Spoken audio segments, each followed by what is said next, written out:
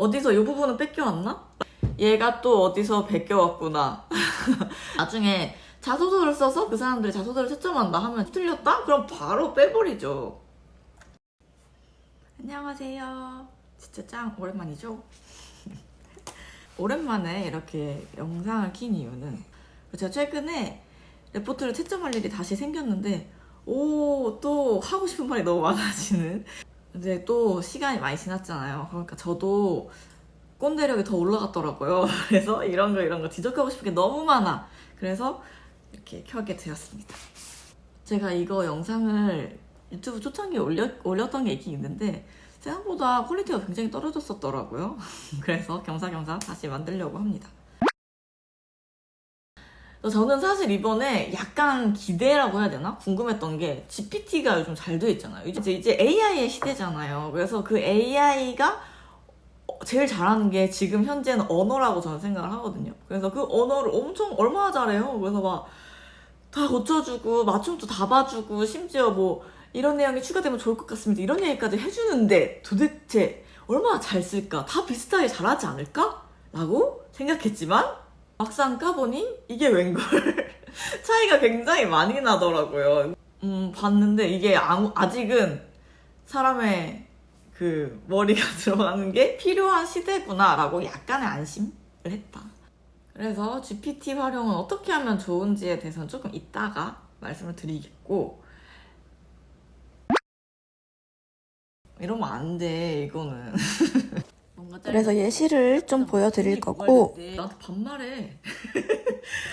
이거는 뭐뭐야, 얘는 이걸 잘못했어. 채점 기준부터 컴퓨터에서 어떻게 하면 되는지, GPT는 어떻게 활용하면 좋은지까지 알려드리도록 해보겠습니다. 일단 저는 실험 레포트 기준으로 말씀을 드릴 거지만 모든 데 통용되는 이야기를 먼저 하자면, 우리가 대학생 때 레포트라는 거를 쓰는 거지만 결국에는 이게 다 글쓰기 연습의 일환이라고 저는 생각을 합니다.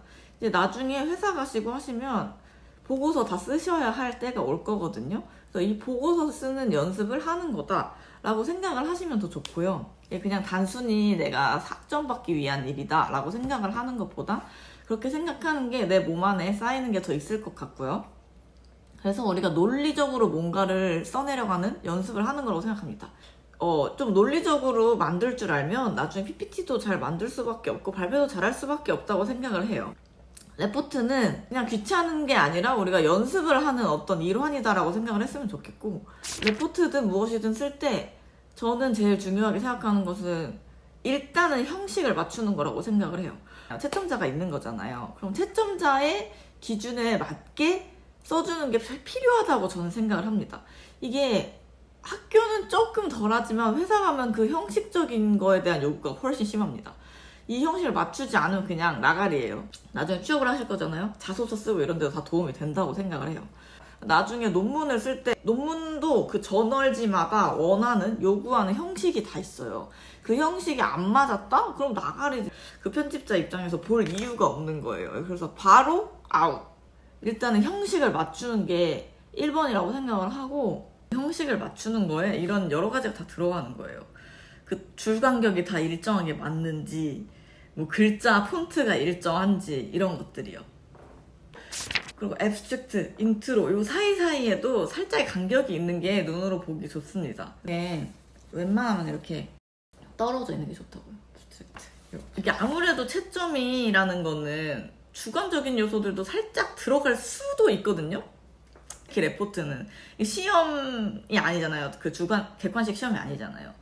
그러다 보니까 뭔가 얘 되게 깔끔한데? 그럼 왠지 괜히 마음이 더 너그러워지고 이런 면이 있다는 거죠. 그래서 이번에도 봤을 때 주간격을 0으로 했나 봐, 어떤 사람이. 그래서 글자들이 다 이렇게 붙어 있더라고요. 근데 그러면은 보기에도 힘들고요. 조금은 띄워주셔야 된다. 이거 봐봐. 너무 빽빽하지 않나요? 그 워드로 하면은 한 1.2배에서 5배는 돼야 될 것 같고, 적어도. 그렇고 만약에 한글이 기준이다 하면 120%, 뭐 150% 이렇게 하시면 아마 될 거예요. 워드 줄 간격 옵션에서 배수로 된 거 설정을 해주시면 되고, 내가 이렇게 배수해서 집어넣을 수도 있어요. 만약에 한글에서 한다면 퍼센트로 지정할 수 있거든요. 1.2배가 120%인 거예요. 그런 식으로 지정을 해주시면 됩니다. 앱스트랙트 가로치고 초록, 인트로덕션 가로치고 서론 뭐 이렇게 누군가 썼어. 근데 이렇게 쓰다가 갑자기 뒤에서는 고찰 디스커션, 결과 리절트 이렇게 쓴다고 가로치고, 그러면은 갑자기 왜 요렇게 쓰다가 저렇게 쓰지? 라는 생각이 들 수밖에 없다. 그리고 그런 거 있어. 앞에 앱스트랙트 쓸 때는 A를 대문자로 썼어. 인트로도 대문자로 썼어. I를. 근데 갑자기 뒤에 가서 소문자로 써. 앱스트랙트, 인트로덕션 하다가 디스커션, 리절트 이렇게 소문자가 돼요. 눈이 예민한 사람들이 있어요. 제가 좀 그런데 그렇게 눈이 예민하면 갑자기 왜 이렇게 썼지? 라는 생각이 듭니다. 그래서 그런 것도 조금 염두에 두세요. 그리고 뭐 다 좋아. 뭐 영어 잘 연습하고 이런 거 좋은데 분명히 다 이 사람은 한글만 잘하는 사람인 것 같은 레포트였어. 근데 갑자기 이 사람 어떻게 갑자기 이렇게 영어를 잘하지? 어디서 베꼈나? 이 생각을 또 한단 말이에요. 그래서 조심을 하자. 이게 결국 같은 얘기지만 요구하는 거를 맞춰서 써는 게 좋다고 생각해요. 요구하는 게 조교들이 있었을 거예요. 뭐 예를 들면 표지를 만들어라 라든지, 아니면 뭐 앱스트랙트부터 써라, 아니면 앱스트랙트 필요 없다, 인트로부터 써라, 뭐 이런 말이 있었을 거란 말이죠. 그런 거는 기본적으로 지켜줘야 된다고 생각을 해요. 우리가 연애를 할 때도 딱 지켜달라는 것들이 있을 거 아니에요? 그것만 잘 지켜도 잘 진행이 되지 않습니까? 그러니까 그런 것도 좀 잘 지켜주셨으면 좋겠다. 이런 거는 일종의 성의의 문제라고 보고요. 그게 안 맞았으면 보자마자 채점을 하기 싫어요. 뚝뚝 끊어서 뭐뭐임 뭐 이렇게 쓰는 거는 비추예요. 줄글로 이어 쓰는 게 좋고요. 처음 쓰고 이러면 막막할 수밖에 없다는 거 압니다. 그래서 소스를 보게 되고 하는 것 압니다. 근데 그 소스도 다 다른 학교, 다른 교수, 뭐 다른 수업에서 온 거를 받아오는 거잖아요. 그러다 보니 요구사항이 달랐을 수 있거든요. 그러니까 그런 거를 가져오되 머리를 써서 베끼셔야 합니다. 알겠죠? 대신 이건 요구사항만 지켜도 먹고 들어가는 거예요. 그러니까 꼭 지키세요. 그리고 또 가장 기본 중에 기본, 맞춤법을 틀리시는 분이 너무너무 많더라고요. 글로 손으로 써달라는 시대가 아니잖아요. 그 컴퓨터로 쓰면 너무너무 쉽잖아요. 거기서 워드든 한글이든 다 빨간 줄 쳐주잖아요. 그런 거 다 수정을 하셔야 되는 거고, 그리고 심지어 요즘엔 GPT나 맞춤법 검사기 얼마나 잘 돼 있어요. 그래서 우리가 나중에 아마 자소서 쓰실 때도 할 건데 그런 맞춤법이 굉장히 중요합니다. 맞춤법은 당연히 맞추고 넘어가셔야 하는 부분이고요. 그리고 이제 제가 레포트 채점하는 거야. 뭐 막 실험 한 반 이러면 한 20명 정도지만, 만약 나중에 자소서를 써서 그 사람들이 자소서를 채점한다 하면 진짜 몇천 명을 보는 거잖아요. 그 인사팀에서 먼저 본단 말이에요. 그런 거 볼 때 그런 거 형식 안 맞고 맞춤법 틀렸다? 그럼 바로 빼버리죠. 내가 그 사람을 볼 이유가 뭐가 있어요? 이렇게 내가 여기 오고 싶다는 사람이 이렇게 많은데. 그래서 내가 거기에다가 조금이라도 간절함을 담았다는 걸 보여주려면 최소한의 예의는 지켜야 한다. 기본적인 예의는 지키자. 라는 이야기고요. 제가 이번에 봤는데 이렇게 띄어쓰기가 뭐 예를 들면 뭐가 있을까? 외우지 마세요. 뭐 이렇게 있으면 외우지 마세요. 이런 식으로 써있는 것도 있더라고요. 이런 거 싫어요. 반대로 띄어쓰기 하나도 없이 다 붙어있는 경우도 있어요. 이제 그렇게 하면 근데 사람이 여러 가지 생각이 듭니다. 얘가 이걸 어디서 베껴온 걸까? 라는 생각을 하게 된단 말이죠. 그런 거를 안 하게끔 해줘야 된단 말이죠. 진짜 크리티컬하게 보는 사람들은 그런 거 다 깔 거예요. 이제 앞으로 그 맞춤법이나 이런 것도 좀 주의를 해주셨으면 좋겠어요. 그리고 오탈자가 많은 경우가 있습니다. 지나갈 수도 있는데 제가 볼 때는 그게 자꾸 거슬려요. 이게 한두 개면 모르겠는데 너무 지속적으로 있으면은 그것도 성의의 문제로 봅니다. 어떨게. 그리고 이런 거 틀리시는 분도 있어. 또 있을 거야. 있었어. 이번에 소아마비 백신을 개발했다. 소화마비라고 쓰신 분도 있어. 여기 보면 처리했. 처리하라는 건가? 이런 거 근데 제 생각에 GPT 같은 데 너무 고쳐줄 것 같은데. 자, 그래서 형식을 잘 지키는 거, 요구하는 걸 잘 지키는 거, 맞춤법 지키는 거, 이거는 꼭 지켜주셔야 한다라는 얘기를 드립니다. 들쭉날쭉하지 않는 것도 모든 레포트에서 중요하니까 하셨으면 좋겠습니다. 그리고 베끼지 마세요. 이게 수기로 작성한 거를 비교를 해도 그 시절에도 보였어요.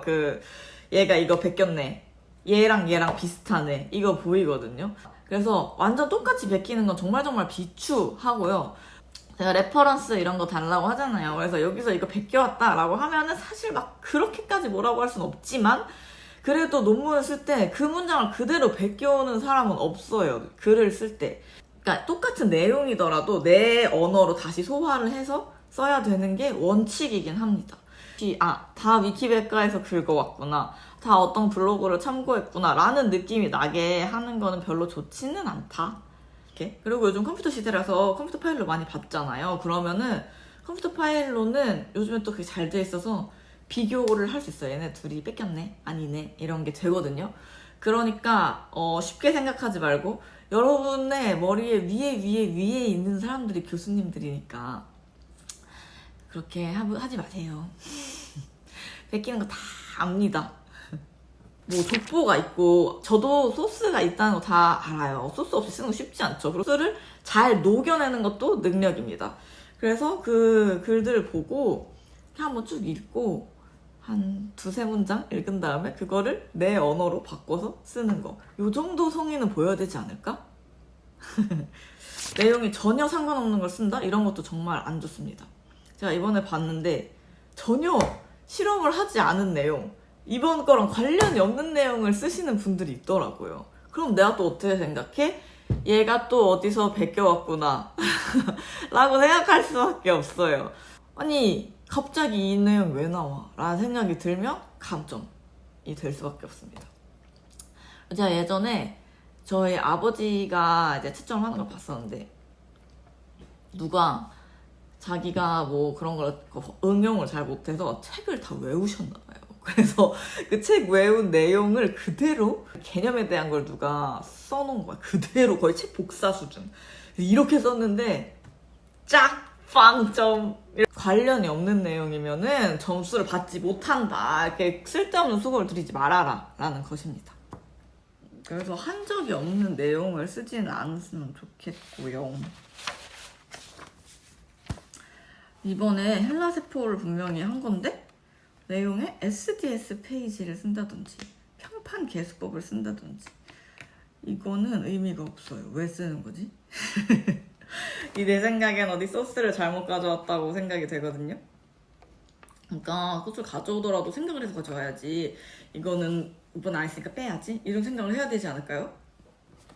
그러니까 이게 만약에 뭐 평판 개수법을 쓰고 싶어. 왜냐면 이번에 우리가 세포를 셌으니까 그 상대적인 얘기로. 그래서 평판 개수법은 이런 식으로 하는 건데 우리는 이번에 이렇게 했다라는 내용이 있어야 되는데 우리는 이번에 이렇게 했다라는 내용이 없는 경우가 있더라고요. 그러면은 쓸데없는 내용을 쓴 거라고 밖에 볼 수가 없어요. 이제 종이 낭비를 하신 거다. 그렇게 똑같이 이상한 걸 쓴 애가 2명 있어. 그럼 얘네는 둘이 같은 소스를 뺏기는가? 공유를 했나? 이런 상상을 하게 된다고요. 그래도 대학교라는 곳에 다니는데 대학교는 저는 우리가 사고력을 기르기 위해 다니는 곳이라고 생각해요. 그래서 그 정도는 지켰으면 좋겠고 그리고 또 있었다. 제가 좀 이거는 뭐지? 이것도 베꼈구나 라고 생각을 할 수밖에 없었던 것 중에 하나가 뭐뭐 했다 이러다 갑자기 뭐뭐입니다, 뭐뭐 했습니다, 뭐뭐 합니다. 갑자기 말투가 바뀌고 하는 애들이 있더라고요. 근데 이거는 내가 어떻게 받아들여야 될지 모르겠어. 갑자기 왜 이래? 라는 생각밖에 안 들고 어디서 이 부분은 뺏겨왔나? 라는 생각을 하게 된단 말이죠. 이렇게 나의 머리를 복잡하게 상상하게 하지 않으셨으면 좋겠다. 그리고 제가 뭐 GPT한테 풀이를 줬는지 모르겠어요. 뺏겨왔나 봐요. 그래서 갑자기 나한테 반말해. 이거는 뭐뭐야. 얘는 이걸 잘못했어. 라고 하는 거예요. 그래서 저 너무 깜짝 놀랐잖아요. 그러니까 너무 갑자기 반말하지 마세요. 그러니까 말투가 했습니다, 했어요를 쓰라는 게 아니라 했다 라고 이제 그 문어체를 쓰다가 갑자기 구어체를 썼단 말이에요, 그 사람이. 이거는 또 누가 봐도 뭐뭐야 라고 하는 그 GPT 채더라고요. 그래서 이것도 이러면 안 돼, 이거는. 너무 조심해줬으면 좋겠어요. 그리고 마지막으로 자기가 레포트를 한번 썼으면 제출 전에 한 번은 보세요. 쭉 읽어보면은 어떤 분이 진짜 잘 썼는데 내용이 중복해서 들어가는 경우도 있고, 어떤 애는 앞에 시작이 잘렸어. 단어가 잘려서 시작해요. 시작하자마자 분이 고갈됐대. 이게 도대체 무슨 말이야? 파우더가 고갈됐나요, 화장품? 그러니까 이상하잖아. 그런 것들은 조금 신경을 써야 되지 않을까요? 또 뭐 있을까? 그리고 뭔지 알거든요. 그 문서 안에서 하다 보니까 막 그림이, 내가 여기다 글 썼는데 그림이 갑자기 저쪽으로 올라가. 막 이런 경우 있죠. 어떤 사람 앱스트랙트 뒤에 그림이 있더라고요. 그래서 엥? 이랬는데 이제 완전 레저트 쪽에 있는 게 위로 올라온 경우도 있고, 칸이 넘어가는 것도 있고. 이거를 어떻게든 최대한 파이널로는 맞춰주세요. 이게 갑자기 엥? 여기 왜 그림이 있지? 이럴 수 있잖아요. 근데 이걸 어떻게 맞추냐 하면 그림을 글자처럼 취급하는 게 있어요. 그래서 그러면 같이 움직이거든요. 글자처럼 안에 들어갈 수 있어요, 문서 안에. 그래서 여기서 나온 대로 따라 하시면 되니까 참고하세요. 채점을 하신다고 생각을 하고 써보세요. 그리고 위첨자 쓰는 법 알려드릴게요. 하시면 됩니다. 한글은 글 그게 들어가서, 설정이 들어가서 여기 위첨자 표시거든요. 그걸로 쓰시면 되고, 아래 첨자 쓰고 싶으면 이거 쓰시면 되고요. 그 마이크로소프트 계열에서는 컨트롤 요거 하면 바뀌어요. 컨트롤 플러스 컨트롤 는 하면은 이 아래로 왔다 갔다 하니까 이렇게 쓰시면 되고, 위첨자 아래 첨자가 안 되면은 뭐 2로 쓰던지 아니면 요 웃음 표시 있잖아요. 그런 거 해도 되거든요. 근데 그냥 106 이렇게 쓰면 안 된다는 거죠. 10의 6승인데 106 이렇게 쓰면 안 되고요. 이게 화학 기호 쓸 때는 더 중요하니까 꼭 알고 넘어가셨으면 좋겠습니다. 그리고 다음으로 얘기 드리고 싶은 것은, 분량을 무작정 길게 쓰시는 분들도 가끔 있거든요. 분량도 요구사항이잖아요. 그래서 분량 안으로 채우시는 거를 목표로 했으면 좋겠고, 분량이 길어봤자 쓸데없는 내용이 대부분입니다, 보통. 여러분이 막 우리가 지금 소설을 쓰고 있는 게 아니잖아요. 소설도 너무 길면은 지루해서 사람들이 못 봐. 그러니까 분량에 스트레스를 받지는 않으셨으면 좋겠어요. 그렇다고 물론 막 한 장 띡 이렇게 내는 건 안 돼요. 이것도 다 성의의 문제예요. 이거 딱 봐서 얘 뭐야? 라고 생각하게 되지만 않게 하면 돼요. 그리고 우리가 채점을 할 때 어차피 채점 기준이 딱 있습니다. 이게 그냥 채점하기 쉽지 않거든요. 얘는 잘 썼네 100점, 얘는 좀 아쉽네 90점, 이렇게 안 돼요. 이게 일단은 내가 채점 기준을 만들어야 나중에 누가 컴플레인 와도 이제 대응을 할 수 있기 때문에 이런 내용이 없어서 점수를 마이너스 했다, 뭐 이런 내용을 얘기를 드려야 되거든요. 그리고 내가 채점할 때 쓱 빨리 보는 거지. 이렇게 이 요소 있다, 이 요소 썼다, 이 요소 썼다, 이렇게 딱 요소를 본단 말이죠. 특히 이런 레포트는 더 그래요. 그 실험 레포트는.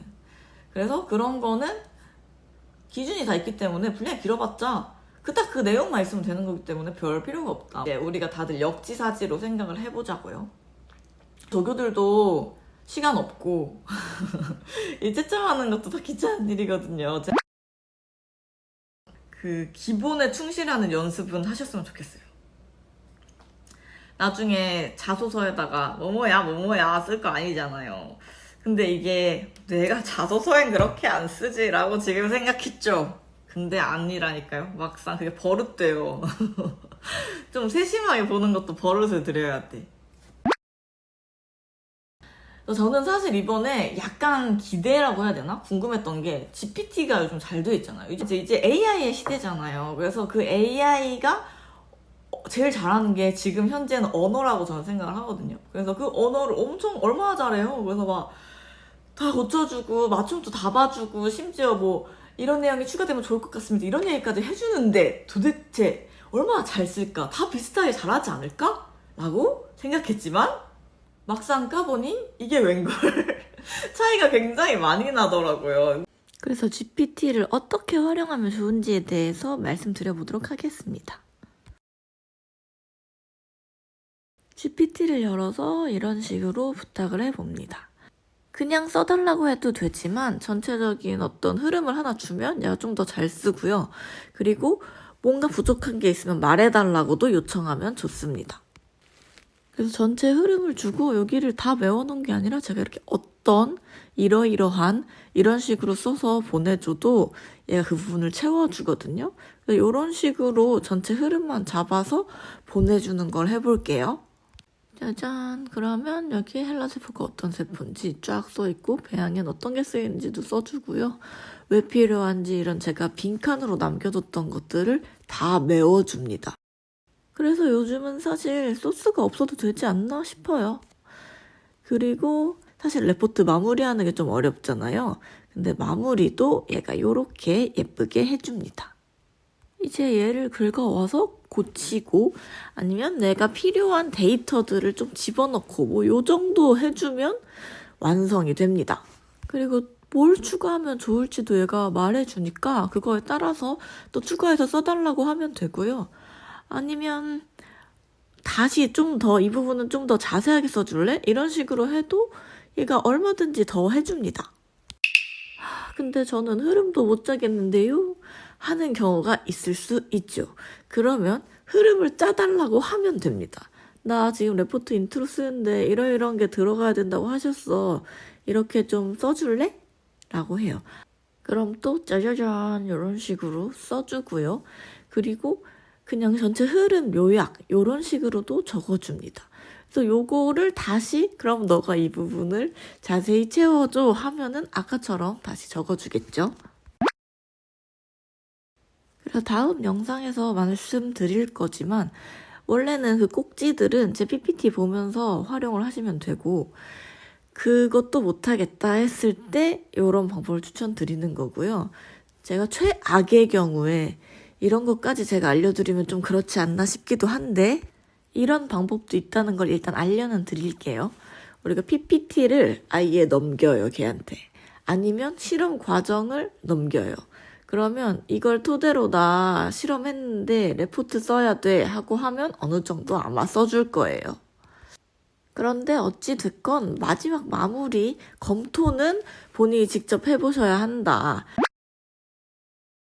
이거를 바탕으로 다음 레포트는 좀 잘 써봅시다. 화이팅!